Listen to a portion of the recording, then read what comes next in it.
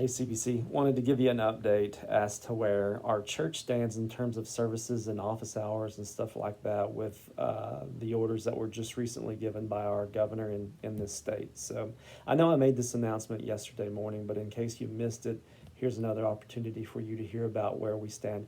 We're going to make decisions based upon the phases that we're in, and right now, according to the order, we're in phase number one. Now, phase number one does tell us that we can gather as a church, but we have to give space in between, like one row in between each row, and only one family can be in each row that we have. And then it also says that 65 years and older cannot attend or should not attend. And it also talks about those with pre-existing conditions shouldn't be attending as well.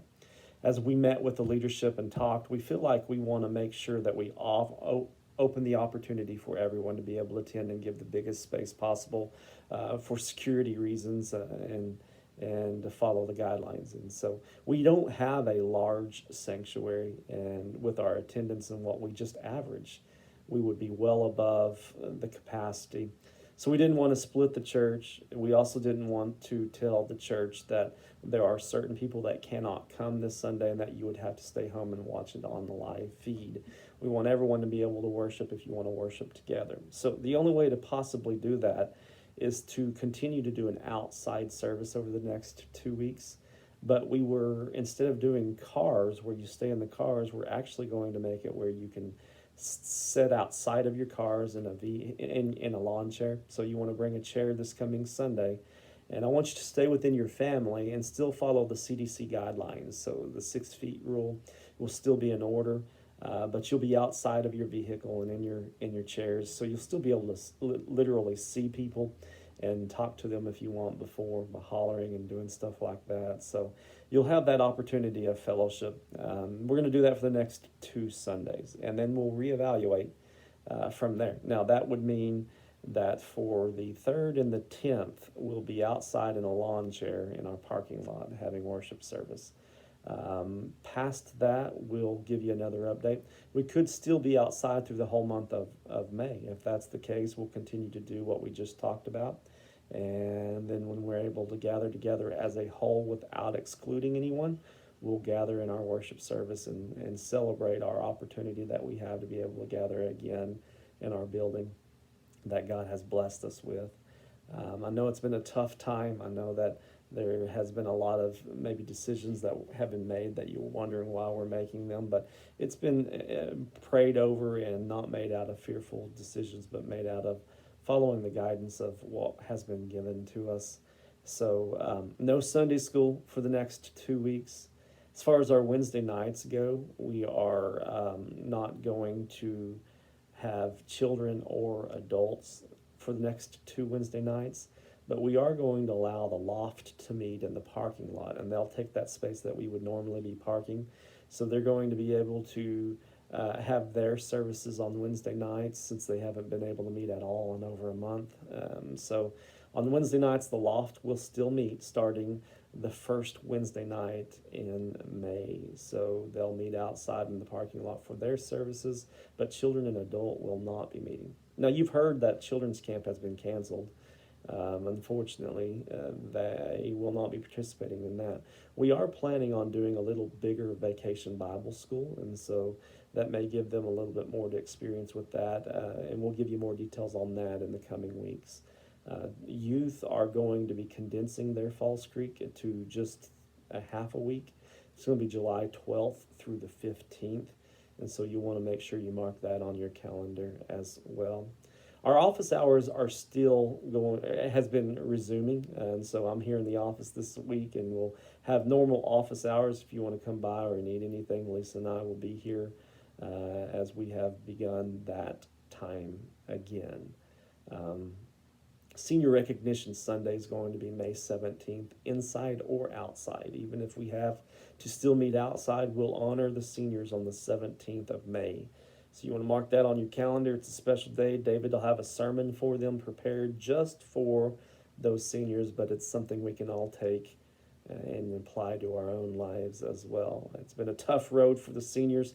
They didn't finish it the way they wanted to, but we want to make sure we still honor them for their achievements that they've made over their lifespan of high school and junior high and elementary. They've gone through a lot over that period of time, and we want to celebrate with them on that Sunday. Again, it's getting close to time to being able to gather together and to worship Christ in our building that we have, and I hope you look forward to it. I want to make one encouraging and one announcement that I hope that you really do take heart. We are going to continue to do a live feed in the coming months when we gather together. We'll still be able to present something live, and we'll present it on YouTube through our church page that we have created.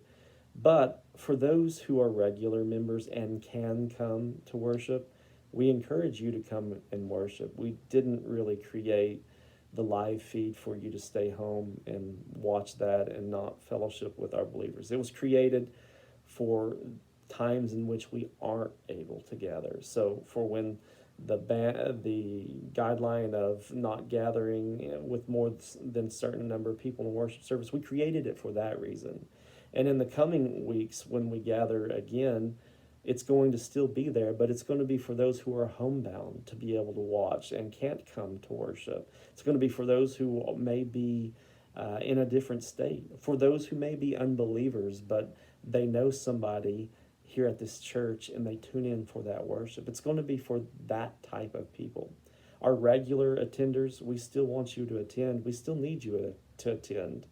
And so I hope that you understand the importance behind that, and that even though we have the live feed, it's not an opportunity for you to just stay home in your pajamas and watch it through that. We want you here if you're able to be here each Sunday.